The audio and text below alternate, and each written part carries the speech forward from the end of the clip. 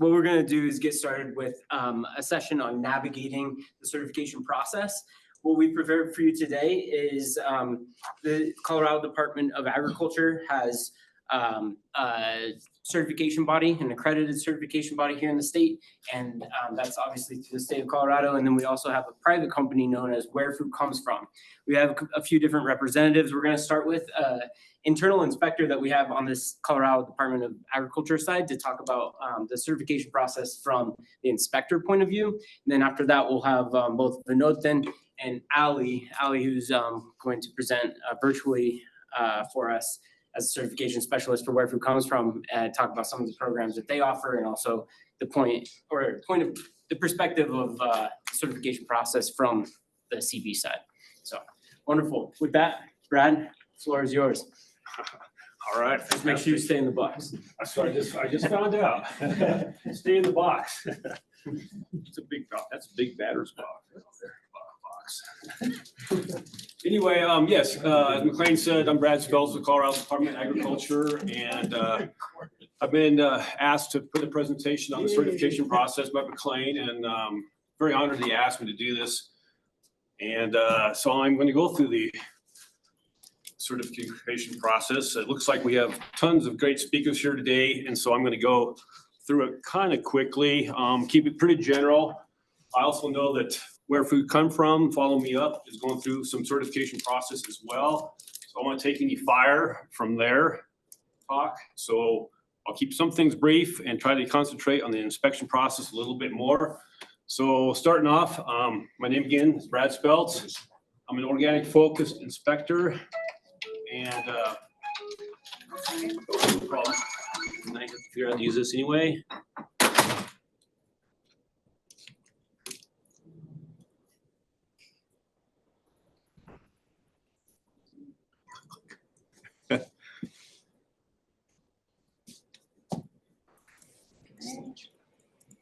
There we go. Awesome.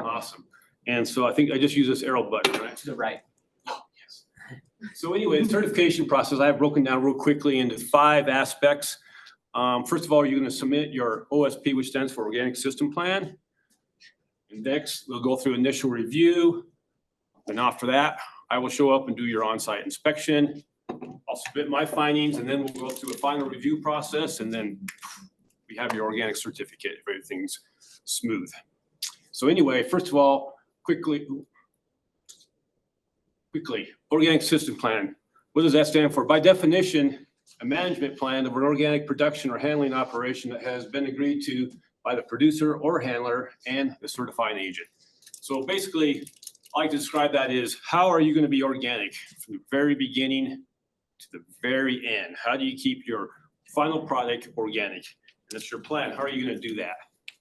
Many things. It could be seed, sourcing of seed. It's going to include, I'm talking fast. It's going to include sourcing of seed or ingredients. How are you going to label a product? There's rules on labeling your product.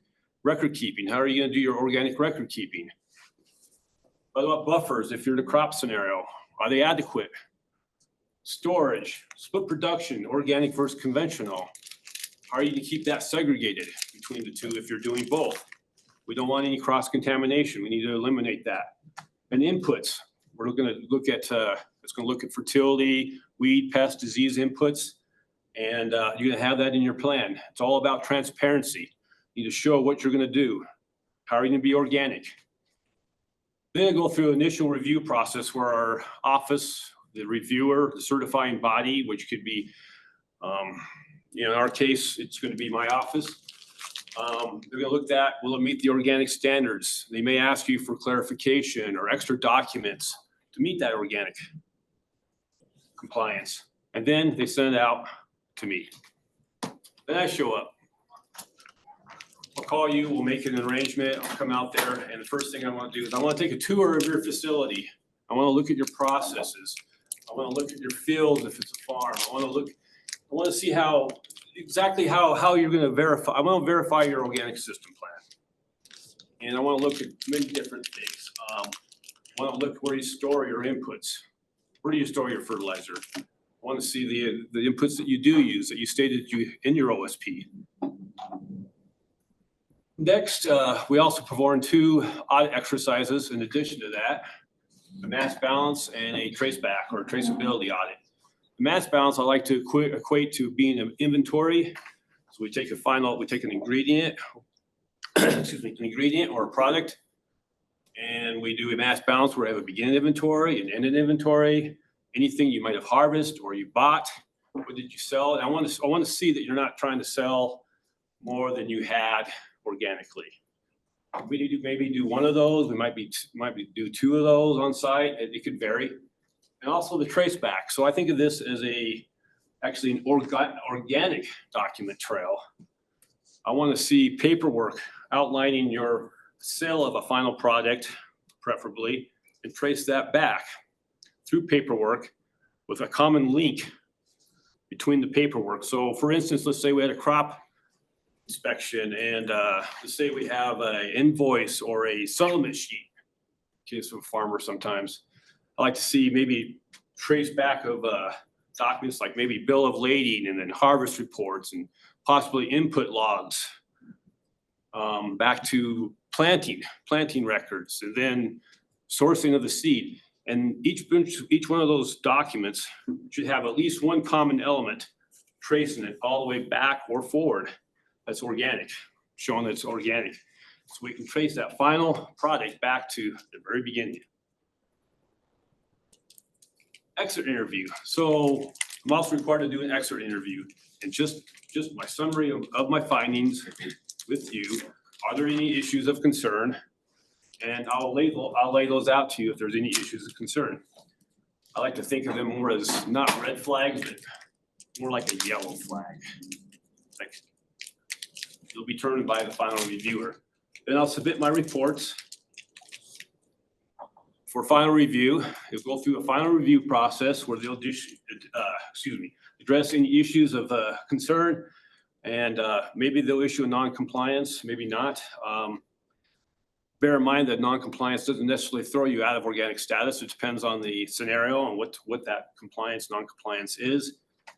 They may issue corrective actions for you to follow to fix that. And then after all that's all said and done, bingo, you have your organic certificate. You'll have your name on there, the date, the products you want certified, for the crops you want certified, certifying body, and that's pretty much the process. Very quick, but very general, and that's pretty much it. I want to thank you all for listening to me. Kind of talked fast. I like to end it with a quick joke. You might remember that. Why did the parsley farmer have a difficult time getting employees? Why? No, I just blanked out. Oh no, they're afraid of their paycheck and being garnished. That's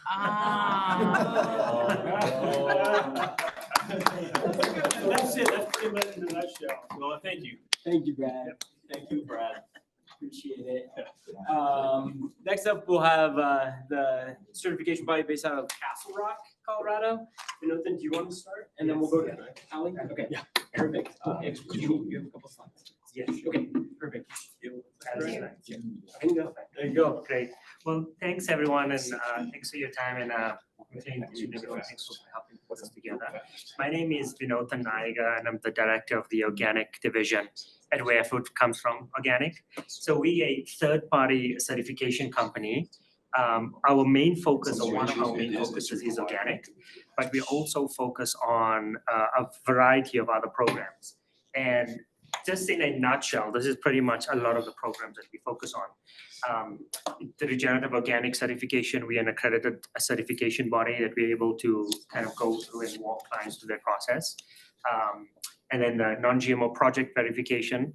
We also have our own transitional certification program, as part of helping growers, a good amount of growers moving towards getting transitional grain, because larger entities want us begin procuring those basically those types of products and grain, particularly for farmers within the Colorado and the Midwest regions.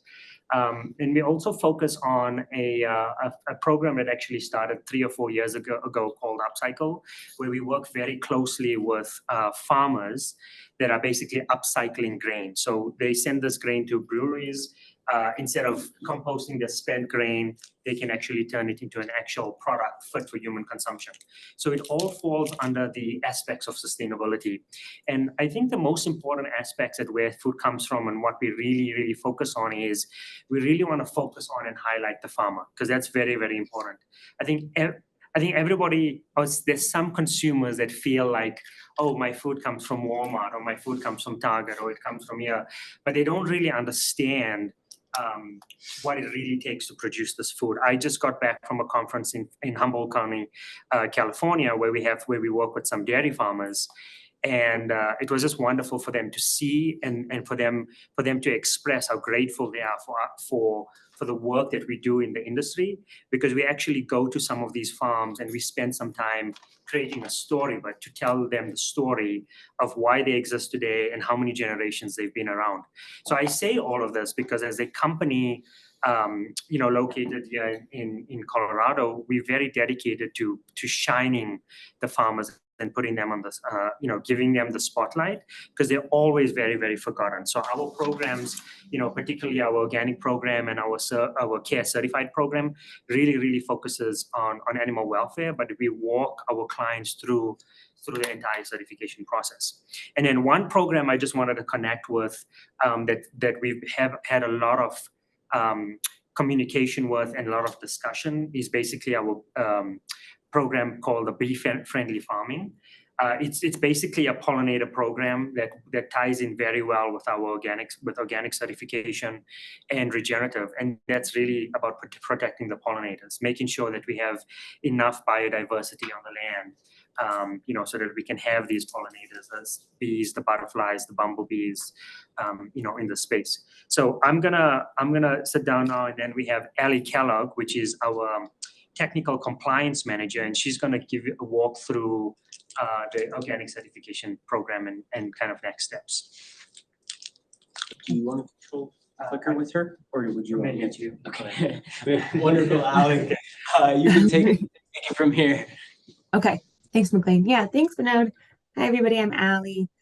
Sorry I couldn't make it today. I got COVID this week and thought it would be better not to travel. So we're going to talk about the basics of the organic program that Brad touched on, and then kind of dive into what certification looks like from our side and from where food comes from, how we set you guys up. So the basics are, we're talking about the National Organic Program, which covers farmers, ranchers, manufacturers, but also the whole supply chain. So it really is about working with other certified entities and building this organic supply chain out to maintain organic integrity. There are 4 scopes, and that's a word you'll hear a lot once you get into the program. And the scopes are crops, wild crops, livestock, and handler. So wild crops is kind of a strange one, but that would be like maple syrup or foraged mushrooms or something along those lines. So those things that aren't raised in traditional agricultural settings. So farmers can be certified to just one scope or multiple scopes, and it sort of builds on itself. Different regulations apply to each of the scopes. Do you want to go to the next slide for me? There you go. Sorry about that. Does that work? Yeah, I'll make it work. She is. Was that Aly? Yeah. Can you let's do see the next slide, the cycle slide? Yeah, my cycle slide didn't show up. Is it this slide, Aly? Yeah, that's the one. Yeah, it looks like Brad, so I'll be clear, Brad really dove into the inspection part, which is awesome because we on the certification side, we use over 40 inspectors that go out on site for us and write those reports, give us our exit interviews with the findings, and really do that part for us. So the first step in being certified is choosing a certification agency and enrolling with them. So for us at Where Food Comes From, we have an online portal for that organic system plan that Brad was talking about. Everything is done online with us.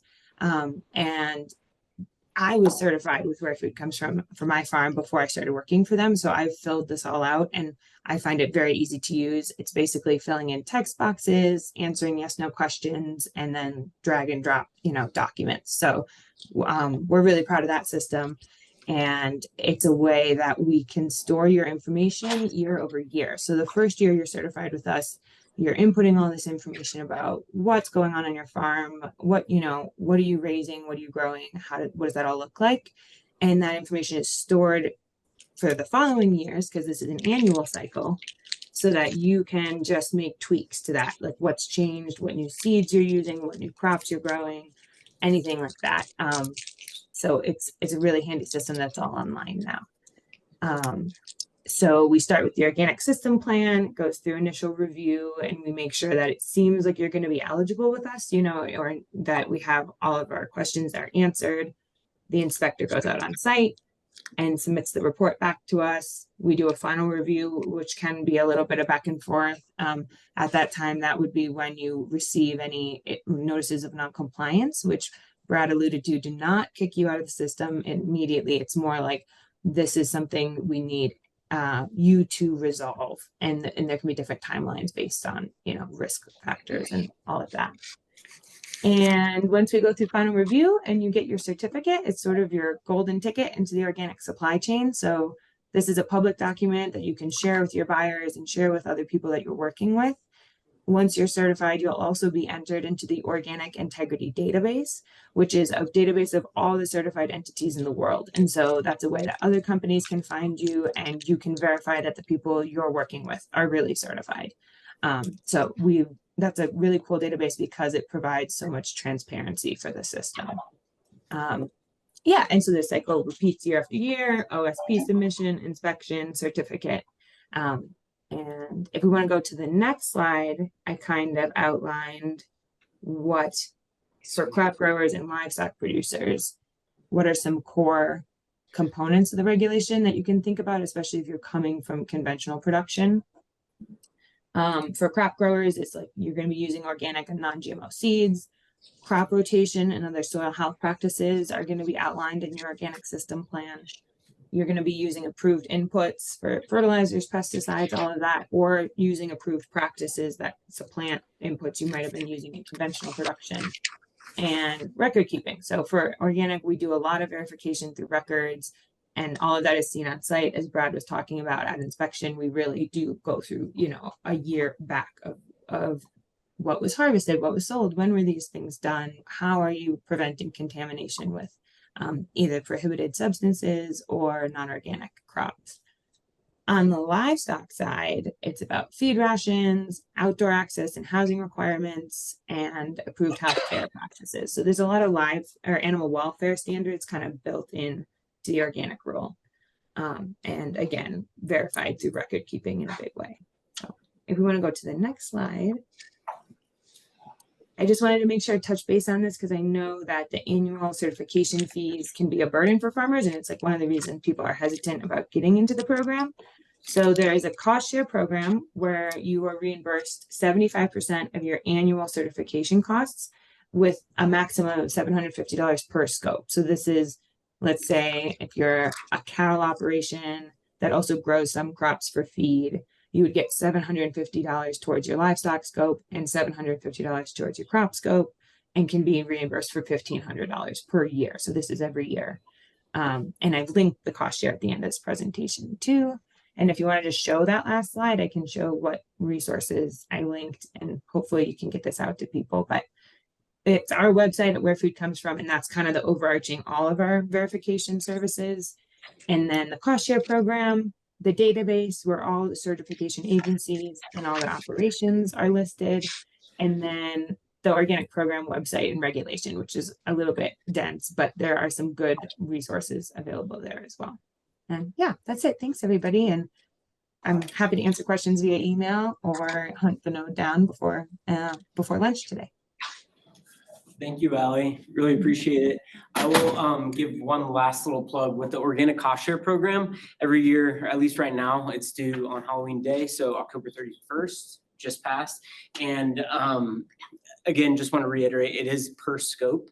$750. So make sure if you're shopping certification bodies, look at, different fee schedules, ask them if this includes, essentially just the certification fee. Is there inspector fees, or are there material review fees or anything else? Dig into that as you inquire with what certification body you want to go with, because everyone has the liberty of doing it different. So it's only once a year, so we have to wait another year now till. Yeah, so what you'll need is the invoice and then your updated certificate, and that's what you're gonna provide to your FSA office, and they will then distribute the money. It's not through your certification body, it's through your local FSA office, even if you're not a farmer. Yeah, Brad. I'd just like to add something real quick. I think sometimes probably developing your OSP, your original first time OSP might be the most difficult process. It may not be, but once you devise that, when you renew, now you've got your plan set in place, and now you're just making tweaks or small changes to it, and it's not maybe as difficult going as renewal. So I just want to add that, yeah. Yeah. Some people, because I know people, I've heard in the past that some people have refrained from it because they, oh my gosh, there's so much paperwork, or it just seems so complicated. And I hate to say nothing, it's easy, because every time I say something is easy, it takes me 3 times as long to do it. But I think once you get that, and and I know with ours, and I'm sure every other certifier, they have a plan that you can use, a base plan that you use, that you answer questions and you have descriptions and on your processes, and it kind of helps direct you and step you through the process and filling out the LSP. And then once you do that, I mean, then you're kind of set. So just wanted to add that. So. Thank you, Brad. Awesome. I don't know if this is a question for now or later, but I'm curious what the difference would be between regenerative and organic from a certification perspective. I just spent a week in Santa Fe at the Regenerate conference, and that was definitely one of the main discussions. Right now, I mean, there's a lot of regenerative principles out there, and the industry is figuring out how is this verifiable, how is this certifiable. Regenerative Organic Alliance came up with the Regenerative Organic Certification, ROC, and organic is the base for it. And then you need add-ons such as animal welfare, social welfare, and soil building. And you can get to different tiers of that, but you must start with organic being the base. So as for any type of regenerative certification that exists right now, it's Regenerative Organic Certification, and the base is certified organic. One of the folks involved with the Regenerative Organic Alliance, Annie Brown with Rodale. Yes. So they were very instrumental in that. Yeah. But right now, there is USDA Certified Organic. It's a program from seed to shelf. There is Regenerative Organic Certified, but it is not a federal program. It's not really codified. It's industry getting together to set some principles and some rules. Yeah. And you also have the STAR program in Colorado. Yes. So what about private programs like Regena Agri? Is there, that's something I don't think I'm qualified to speak on right now. Is that certification process? Do they apply and get through? It seems like it would be similar to like Savory Institute's Land to Market Verified. And so it's essentially verifying that ranches are meeting their definitions for what regenerative grazing would be like. So would the state be open to those private standard holders that have? The marketplace is open Yeah. to it if you can convince the consumer that your seal is a credible seal. And there are a lot of private seals like that. So as long as it food went through the products. ANSI process and it's open to public. Right, but as far as a federal program or government program goes, you have USDA Certified Organic and the National Organic Program. Yeah. Regenerative, as McLean mentioned, very much beyond organic, but there's no government authorized program there. But again, an industry group, the Regenerative Organic Alliance, is a bunch of companies that have put together best practices to try to create a certification program, but it's still marketplace based as far as, and it took the organic industry years to get a law which passed in 1991, and then it took 10 years for that program to be implemented, and in 2001 is when you saw the first USDA organic seed.